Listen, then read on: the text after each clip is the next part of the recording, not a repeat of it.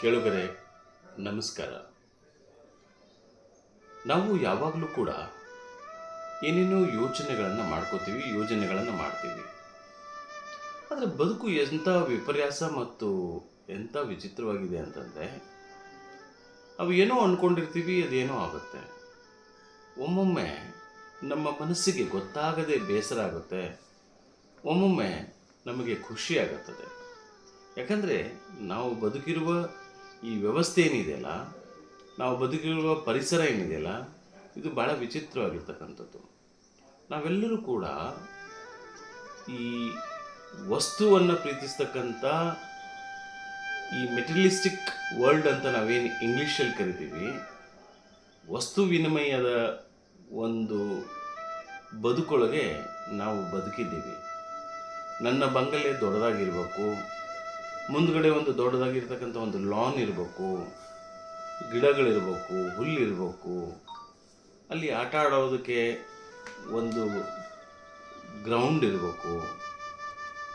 So ಈ ಪಟ್ಟಣಗಳಲ್ಲಿ ವಾಸವಾಗಿರ್ತಕ್ಕಂಥ ಮತ್ತು ಎಷ್ಟು ಕಿಷ್ಕಿಂದವಾಗಿರ್ತಕ್ಕಂಥ ಮತ್ತು ಎಷ್ಟು ಸಣ್ಣ ಸಣ್ಣ ಗಲ್ಲಿಗಳು, ಸಣ್ಣ ಸಣ್ಣ ಮನೆಗಳು, ಅಕ್ಕಪಕ್ಕದ ಮನೆ ಪಕ್ಕದಲ್ಲಿ ಉಸಿರಾಡೋಕ್ಕೂ ಆಗದೇ ಇರ್ತಕ್ಕಂಥ ಸನ್ನಿವೇಶದಲ್ಲಿ ಮನುಷ್ಯ ಬದುಕಿರ್ತಾನೆ.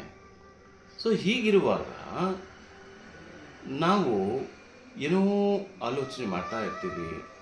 ನನ್ನ ಮನೆ ಹೀಗಿರಬೇಕು, ನನ್ನ ಕಾರ್ ಹೀಗಿರಬೇಕು, ನನಗೆ ಲಕ್ಸುರಿಯಸ್ ಆಗಿರ್ತಕ್ಕಂಥ ಜೀವನ ಬೇಕು, ಭಾಳ ಭಾಳ ಐಷಾರಾಮಿ ಜೀವನ ಬೇಕು ಅಂತಕ್ಕಂಥದ್ದು. ಸೊ ಇವನ್ನೆಲ್ಲ ಯೋಚನೆ ಮಾಡ್ತಾ ಮಾಡ್ತಾ ಮಾಡ್ತಾ ಮನುಷ್ಯನಿಗೆ ಅದು ದಕ್ಕುತ್ತಾ, ಸಿಕ್ಕುತ್ತಾ, ಅದನ್ನು ಯೋಚನೆ ಮಾಡಲ್ಲ. ಆದರೆ ಹೇಗಾದರೂ ಮಾಡಿ ನಾನು ಅತ್ಯಂತ ಶ್ರೀಮಂತನಾಗಬೇಕು, ನಾನು ಕೋಟ್ಯಾಧೀಶನಾಗಬೇಕು, ನಾನು ದುಡ್ಡನ್ನು ಹೊಂದಬೇಕು, ಬರೀ ದುಡ್ಡನ್ನು ನಾನೊಬ್ಬನೇ ಹೊಂದಬೇಕಂತಕ್ಕಂಥ ದುರಾಸೆ ಹಿಂದೆ ಬಿದ್ದಿರ್ತಕ್ಕಂಥ ಮನುಷ್ಯ. ಹಾಗಾಗಿ ಇವತ್ತು ಪಟ್ಟಣದೊಳಗೆ ಕೆಲವರು ದೊಡ್ಡ ದೊಡ್ಡ ಬಂಗಲೆಗಳಲ್ಲಿ ಬದುಕಿರ್ತಾರೆ. ಆದರೆ ನೆಮ್ಮದಿ ಇದೆಯಾ? ತೃಪ್ತಿ ಇದೆಯಾ? ಆರಾಮ ಇದೆಯಾ? ಸಂತೋಷ ಇದೆಯಾ? ಖುಷಿ ಇದೆಯಾ? ಇದ್ರ ಬಗ್ಗೆ ಯಾರೂ ಆಲೋಚನೆ ಮಾಡೋದಿಲ್ಲ. ದುಡ್ಡಿದ್ರೆ ಖುಷಿ ಸಿಗುತ್ತಾ? ಇದು ಮೂಲಭೂತವಾದ ಪ್ರಶ್ನೆ.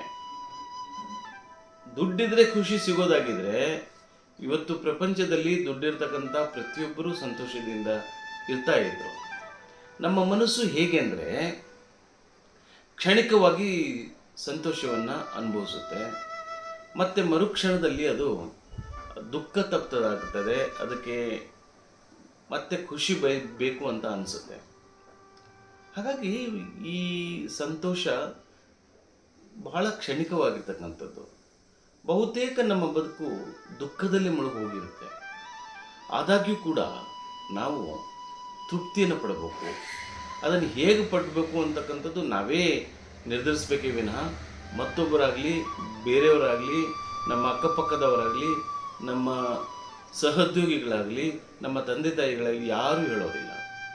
ಹಾಗಾಗಿ ನಾವು ಆನಂದವನ್ನು, ತೃಪ್ತಿಯನ್ನು, ಸಂತೋಷವನ್ನು ಬದುಕಿನಲ್ಲಿ ಕಂಡುಕೊಳ್ಳಲೇಬೇಕು, ನಾವೇ ಕಂಡುಕೊಳ್ಬೇಕು, ಮತ್ತು ಬೇರೆಯವರಿಂದಲೂ ನಮಗೆ ಸಿಗೋದಿಲ್ಲ ಅಂತಕ್ಕಂಥದ್ದು.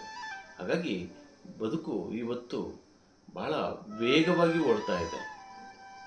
ಬದುಕಿಲ್ಲಿ ನಮಗೆ ಬಹುತೇಕ ಜನರಿಗೆ ನೆಮ್ಮದಿ ಇರುವುದಿಲ್ಲ. ಯಾಕಂದರೆ ಆತ ದುಡ್ಡಿನ ಹಿಂದೆ ಓಡ್ತಾ ಇರ್ತಾನೆ. ಟಾಲ್ಸ್ಟಾಯ್ ಅವರು ಒಂದು ಕಡೆ ಒಂದು ಮಾತು ಹೇಳ್ತಾರೆ, ಒಬ್ಬನಿಗೆ ಎಷ್ಟು ನೆಲ ಬೇಕು ಅಂತ. ಆ ಕತೆ ದಯವಿಟ್ಟು ತಾವೆಲ್ಲರೂ ಓದಬೇಕು. ಅದು ಇಡೀ ಬದುಕಿನ ಸಾರವನ್ನು ನಮಗೆ ತಿಳಿಸಿಕೊಡುತ್ತದೆ.